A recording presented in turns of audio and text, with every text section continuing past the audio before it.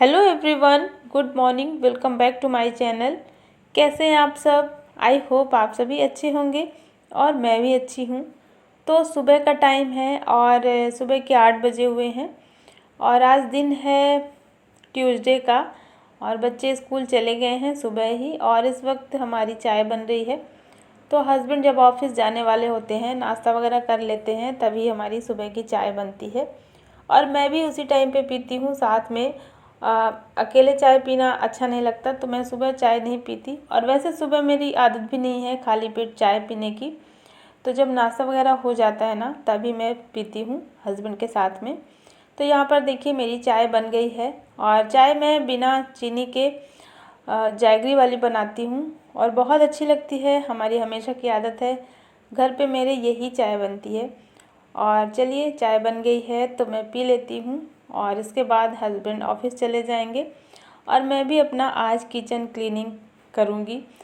तो किचन की मुझे डीप क्लीनिंग करनी है तो थोड़ा टाइम लगने वाला है, तो मैं वही सोच रही थी पहले चाय वगैरह पी लेती हूँ, क्योंकि टाइम लग जाएगा तो आराम से फिर अपना जो भी रहेगा मैं काम करती रहूँगी। तो चाय पी ली है मैंने और मौसम बहुत अच्छा हो रखा है, ठंडा ठंडा, क्योंकि बारिश तो नहीं हो रही है लेकिन अभी ना बादल हो रखे हैं तो गर्मी भी उतनी ज़्यादा नहीं लग रही है। तो मौसम बहुत ही सुहाना था, इसलिए मैंने सोचा कि आज किचन में अपने क्लीनिंग कर ली जाए तो मुझे ज़्यादा दिक्कत नहीं होगी, क्योंकि मौसम ठंडा रहता है तो कोई भी काम करने में अच्छा लगता है। तो चलिए अभी मैं आ जाती हूँ किचन में और किचन जैसे था वैसे ही पड़ा हुआ है।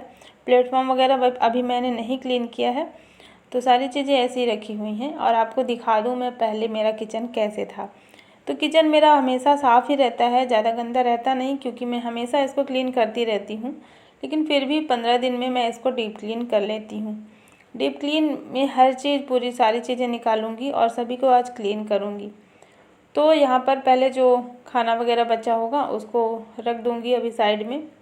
बाद में इसको मैं फ्रिज में रख दूँगी, क्योंकि यहाँ पे डस्ट रहेगी तो डस्ट पड़ जाएगी। और जो भी बर्तन है सारे बर्तनों को रख देंगे बाहर धुलने के लिए। और इसके बाद ना मैं बर्तनों को आज सेट नहीं कर रही हूँ, ये जो बर्तन स्टैंड है ना, इससे वापस निकाल करके इस टोकरी में रख रही हूँ सारे कुछ जो भी सारे बर्तन हैं। और जो कप्स एक्स्ट्रा में रखी हुई हैं इन सभी को निकाल के मैं स्टैंड पे लगा दूँगी। ये वाला स्टैंड जो मेरे प्लेटफॉर्म में आप देखते होंगे हमेशा, तो इस पे मैं रख दूँगी ये सारे कप। और ये कप ना मुझे बहुत अच्छे लगते हैं, इतने अच्छे लगते हैं ना कि मैं इसको निकालती नहीं, यूज़ नहीं करती कि कहीं टूट ना जाए। तो ऐसी है मेरी आदत।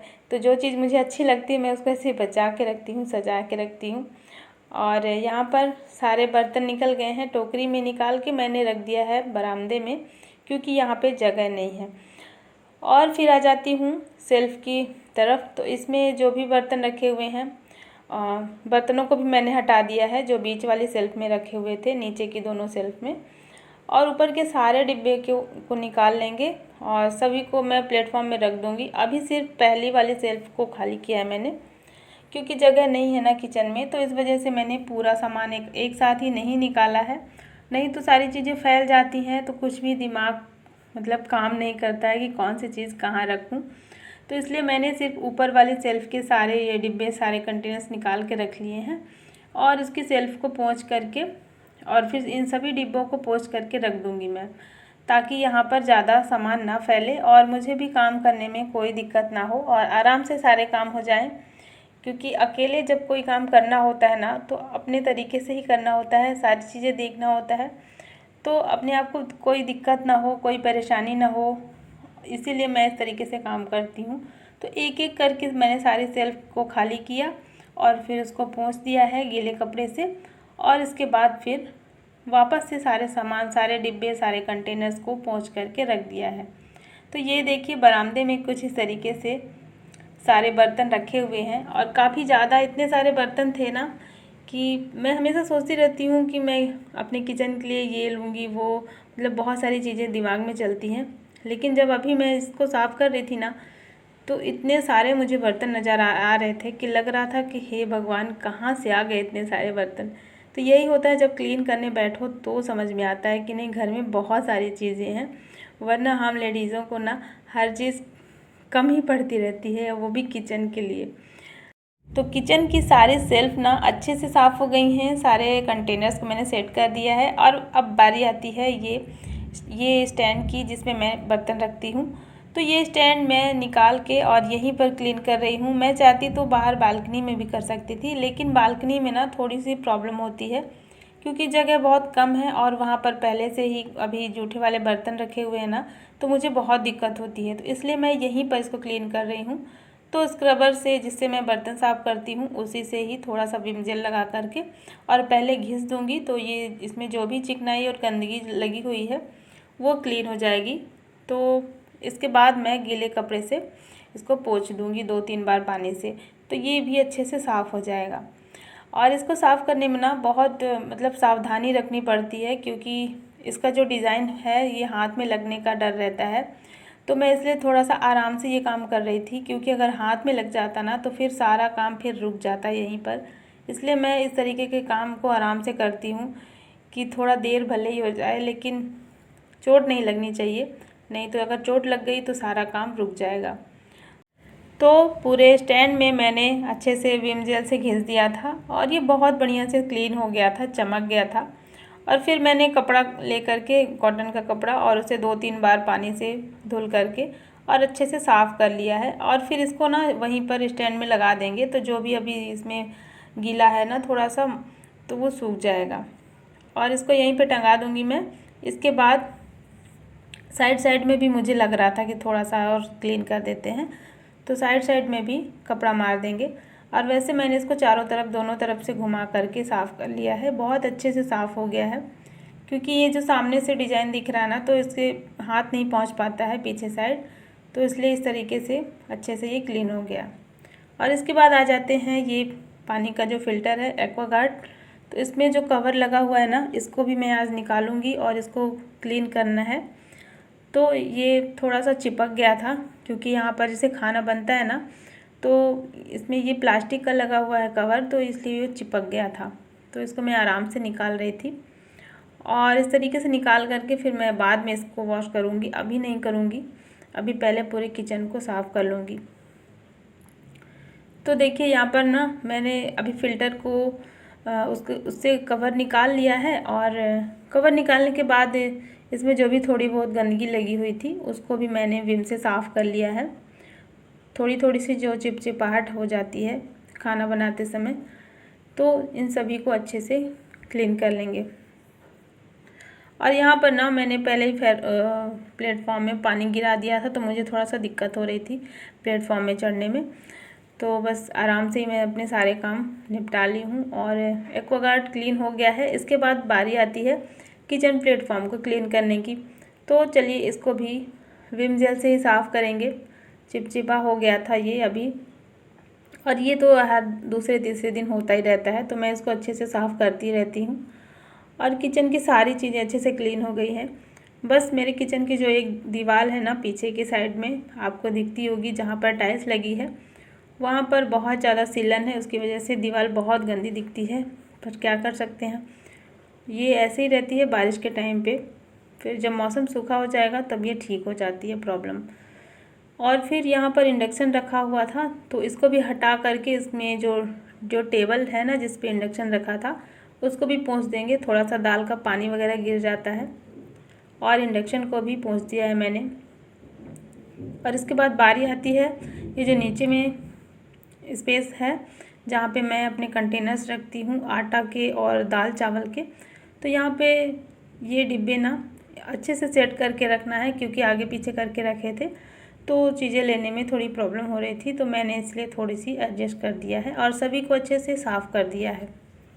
तो अभी जैसे फेस्टिवल आने वाले हैं, रक्षाबंधन के बाद से सारे त्यौहार स्टार्ट हो जाएंगे, तो फिर ना बहुत ज़्यादा बिजी हो जाएंगे हम लोग। तो इसलिए मैंने सोचा कि अपने किचन की डीप क्लीनिंग कर देती हूँ, और फिर इसके बाद 10-15 दिन के लिए मैं फ्री हो जाऊँगी, क्योंकि फिर और भी बहुत सारी तैयारियाँ करनी होती हैं, जैसे कि फिर टाइम नहीं मिल पाता है इतना ज़्यादा, बहुत सारे काम हो जाते हैं। तो इसलिए मैंने आज अपने किचन की डीप क्लीनिंग करने के लिए सोचा।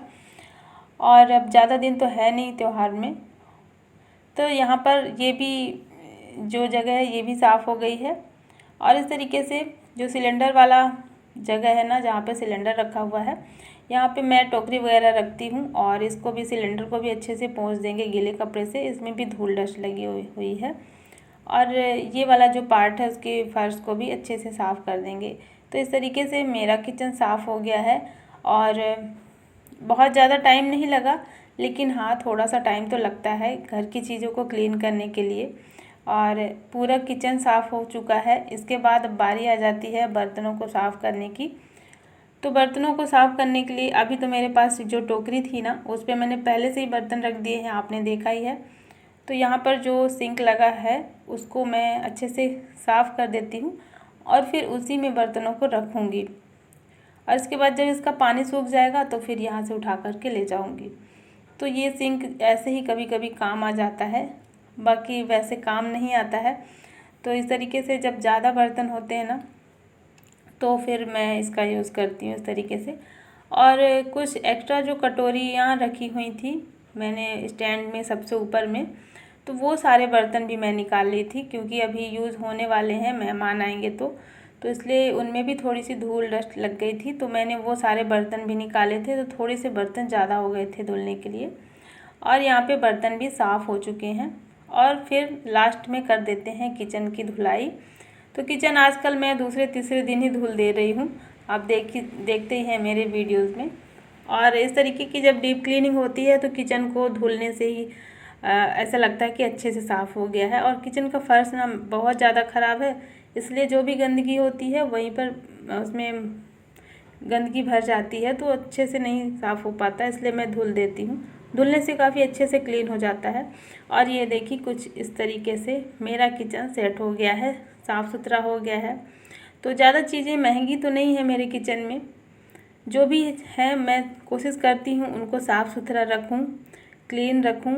बस मुझे यही चीज़ अच्छी लगती है कि भले ही चीज़ें महंगी ना हो, भले ही कितना महंगा आप सामान रख लो, लेकिन अगर वो साफ़ सुथरा नहीं रहेगा तो उतना अच्छा नहीं लगेगा। तो मेरी पूरी कोशिश रहती है कि जो भी सामान है मेरे घर में मैं उनको क्लीन करके रखूं। तो बहुत सिंपल सा मेरा किचन है, बहुत ही साधारण सा, बहुत मतलब कम चीज़ें हैं, जितना रेगुलर में यूज़ होती हैं उतनी ही चीज़ें हैं मेरे किचन में और बहुत एक्स्ट्रा उस टाइप की चीज़ें नहीं हैं, आप लोग देख ही सकते हैं। तो इस तरीके से देखिए सारी चीज़ें चमकने लगी हैं किचन की और आज अच्छा लग रहा है। मैं 2-3 दिन से सोच रही थी किचन को क्लीन करने के लिए, लेकिन काम इस पे थोड़ी ज़्यादा दिख रहा था, इसलिए मैं थोड़ा देख रही थी कि मुझे जिस दिन थोड़ा टाइम रहेगा उस दिन मैं करूँगी। और मैंने अपने घर की क्लीनिंग पहले कर ली थी, जब मैं बच्चों को छोड़ कर के आई थी तभी कर ली थी, क्योंकि मुझे पता था कि टाइम लगने वाला है। और अब देखिए मैं आ गई हूँ, तो जो भी मैंने इस स्टैंड से बर्तन निकाले थे उन सभी को मैं सेट कर दूँगी। और जो बाहर बर्तन अभी मैंने धुल के रखा था वो अभी वहीं रखे हुए हैं, उनको मैं इस टोकरी में रख दूँगी। तो उनका जब सारा पानी सूख जाएगा ना तब रखूँगी। तो चलिए बर्तनों को सेट कर देते हैं और काफ़ी टाइम हो गया है और मेरे किचन की क्लीनिंग हो चुकी है। लंच बनाना है तो यहाँ पर दाल रख देती हूँ और यहाँ पर ना इंडक्शन में मैं चावल रखी हूँ। चावल मैं छोटे से पतीले में बनाती हूँ तो उसका टेस्ट बहुत अच्छा लगता है। तो ये जब बॉईल होने लग जाएगा तब मैं इसको धीमी आंच में गैस पे चढ़ा दूँगी और इंडक्शन में रख दूँगी दाल। तो इस तरीके से दाल और चावल साथ साथ में बन जाएंगे। तो चलिए फ्रेंड्स, आज का ब्लॉग यहीं पर एंड करती हूँ। आई होप आपको पसंद आया होगा, पसंद आए तो लाइक कर देना, चैनल पे नए हो तो सब्सक्राइब जरूर कर देना। मिलती हूँ आपसे एक नए ब्लॉग के साथ, तब तक के लिए thank you, bye bye, take care.